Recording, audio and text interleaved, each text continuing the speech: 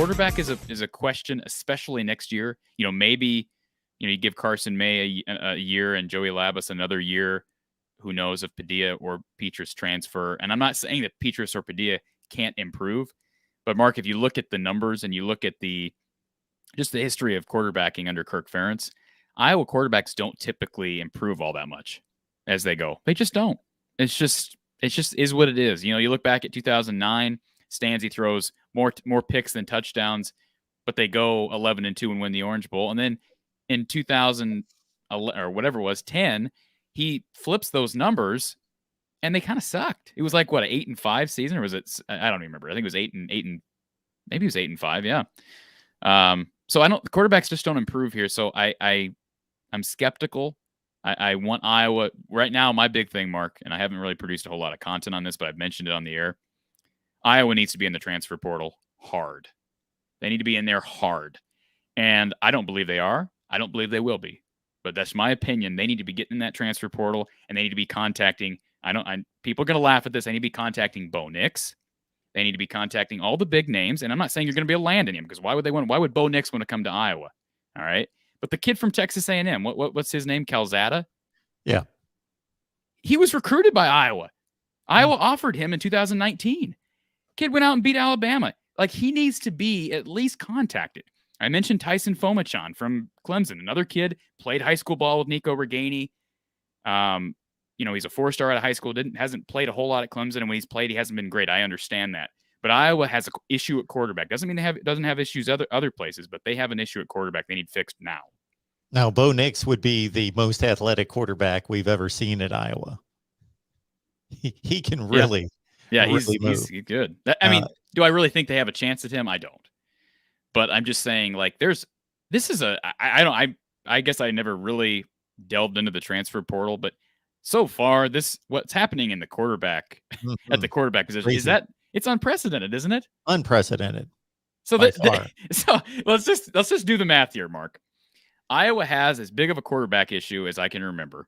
All right, since at least the Jake Christensen, of course, they transitioned to Stanzi and things worked out. But they've got as big of an issue at quarterback as I can remember. And the transfer portal is blowing up in an unprecedented fashion at quarterback.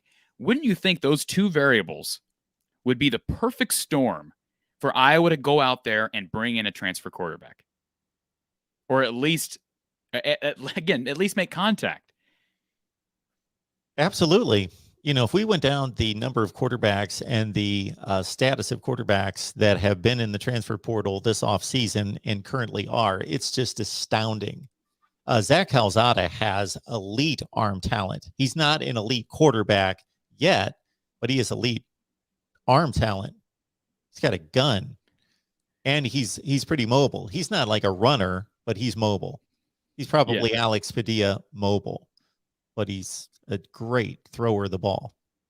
So again, I know that because I'll just say this, and I love Tom Kakert. I'm not heaping any insult or I'm not insinuating anything about Tom, but I brought up Tyson Fomachan to him because, again, in my mind, and I'm not a recruiting analyst or recruiting expert, but in my mind, here's a kid who is a 4-star kid. He's mobile. He just entered the portal. He played high school ball with one of your main receivers, Nico Reganey. You offered him. He's from Connecticut. In fact, his brother, Mark, this is interesting to Iowa fans, his brother is at UConn, where Don Patterson was recently the quarterback's coach at. So there's connections everywhere.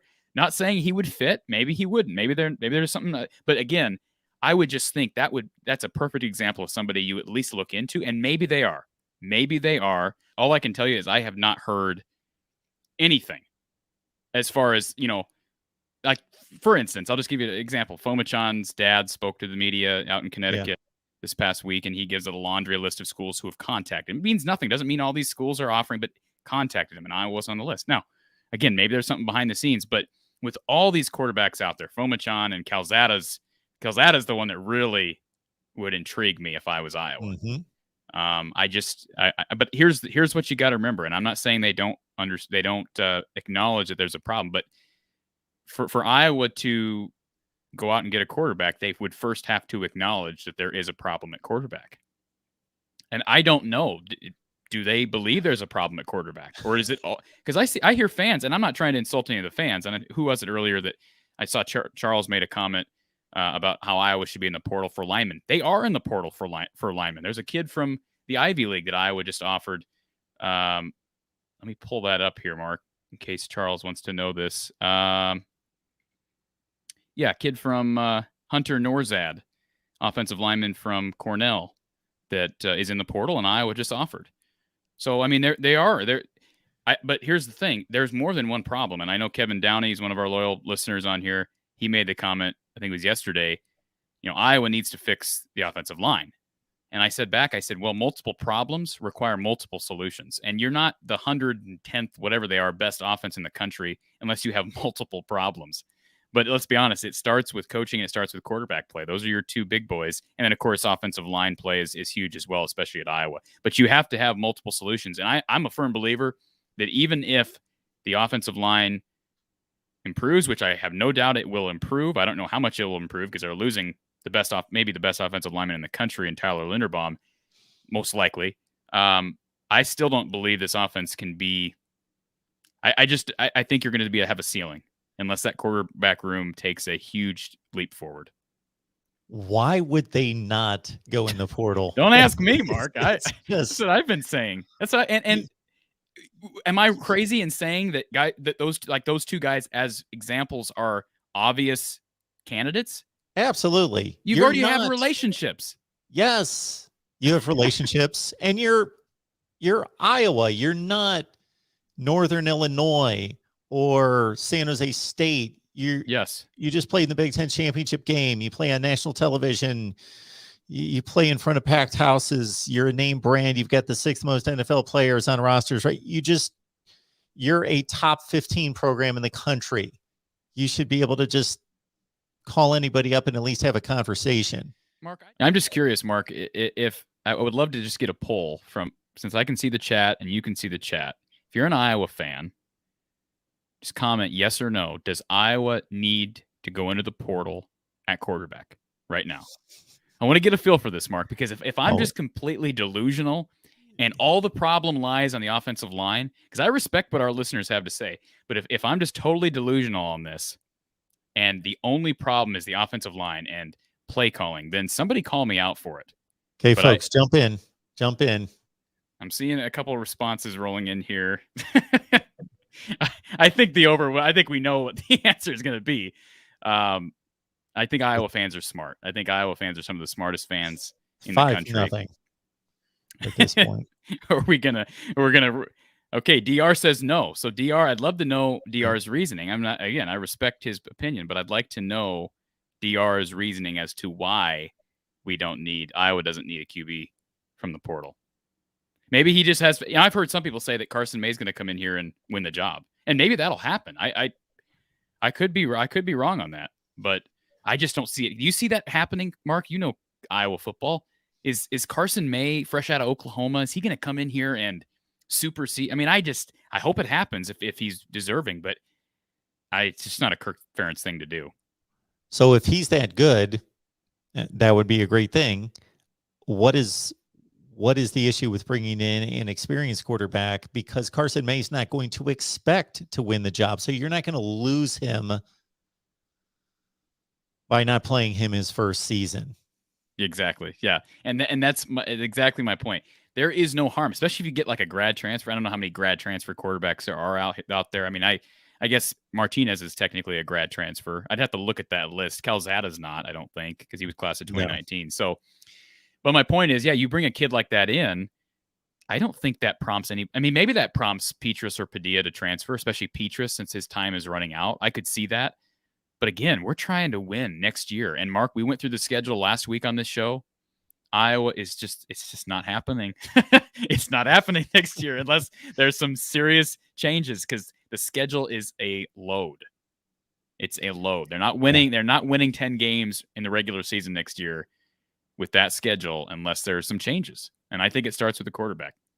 And because of the mindset of these players in the transfer portal, not that you don't plan for the future, meaning more than a year out, but I think those plans are much sketchier than they were before this transfer portal kicked in to the extent that it is. You have to take care of this year. I think even more Right. so. That's exactly what this is. That's exactly. I mean, like, again, Marco Linez, the kid that committed yesterday, 4-star out of New Jersey. It's a great. I mean, that's a great pickup, but he's 2023. He does nothing for the quarterback room this coming season, and probably doesn't do anything for 23. I mean, if it's just very rare that a true freshman. I don't think. Again, I don't. To look back, I don't think a true freshman has ever started at Iowa at quarterback. Now, I do see. I want to give credence to a couple of these users. Username invalid. He says no. DR says the offense will still be Ferentz's offense. I've heard that argument, and I agree with you that you're going to be limited. There's still a bit of a ceiling. I just think the quarterback needs an elevation as far as competition, quarterback play in general on game day. And although the Ferentz offense will always be the Ferentz offense, and I'm a believer in that, the ceiling does raise a little bit. And I don't know how much. I shouldn't say a little bit. It will raise with a better quarterback. We saw this. I mean, look at C.J. Beathard in 2015. We've talked about that ad nauseum. Do we think it's a coincidence? And you can say, well, it's a defense, special teams. Do we really think it's a coincidence that Iowa's only NFL quarterback under Kirk Ferentz, a guy who's actually made it in the league, that happened to be the same year that Iowa went undefeated? Do we really think that's a coincidence? Because I do not. He was a difference maker just enough to be able to, again, they had a softer schedule that year. I get it. But that is the difference between a typical year where maybe you go 8-4 or a year where you go 10-2. I think it can make that big of a difference at quarterback. If Spencer Petras is one of the 40 or 50 best starting quarterbacks in the country, I'm taking a rough estimate at it, and you can upgrade to a top 15 or 20 quarterback, even if you're running the same plays, there are going to be, I would guess, in a typical Iowa game plan, in a close game of 22, 23 throws, that better quarterback's going to make 3 or 4 better throws, more accurate throws, i.e., or better decisions. That could mean, especially with the games that Iowa plays within a score, could be huge, even with the dysfunctional offense and questionable play calling. Yeah, you're right. And well, the other thing I was going to bring up too, Mark, is I see Max made a comment about the 2015 season as well. The offense everywhere else was comparable if you're comparing 15 and 21. Valid, absolutely valid point. And let's remember they did win a lot of games this year. But I will say this: let's just compare wide receiver room 15-21.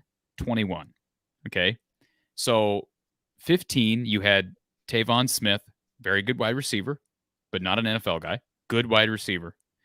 You had Matt Vandenberg, good wide receiver, not an NFL guy. Jacob Hillier. You may say, who? Yeah, Jacob Hillier was a starter all year, and he was a good blocking wide receiver. But that was the room, and there wasn't much behind it. I think Riley McCarron was on in that wide receiver room as well. But that was a really thin wide receiver room, and it got worse. In 16, it got worse, and it wasn't until 17 when Kelton Copeland came in here and was able to really get his crop of wide receivers. We're talking Amir Smith-Marset, Brandon Smith, Tyrone Tracy, Nico Reganey in the coming year and whatnot. So the wide receiver room went through a transformation, and I'd be willing to go out and limb. And they did have some problems with drops at times this year, Mark. But the wide receiver room this year, I mean, it's not even close to as porous as the room was in 15. Again, it's not because of Smith, Vandenberg, those guys I just named. Those guys held their own. But the wide receiver room this year was good with Keegan Johnson, Bruce. I know Tracy didn't have the year he wanted, but Reganey, Charlie Jones is one of the more underrated guys, not only for his special teams ability, but his deep play, his big play threat.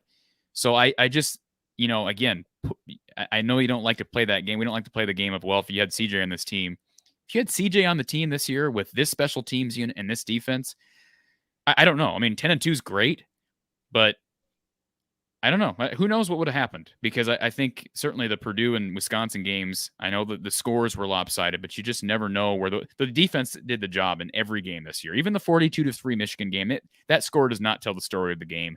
The defense, I know they gave up 2 big plays early, but they played their tails off, and so did special teams. They do it every week.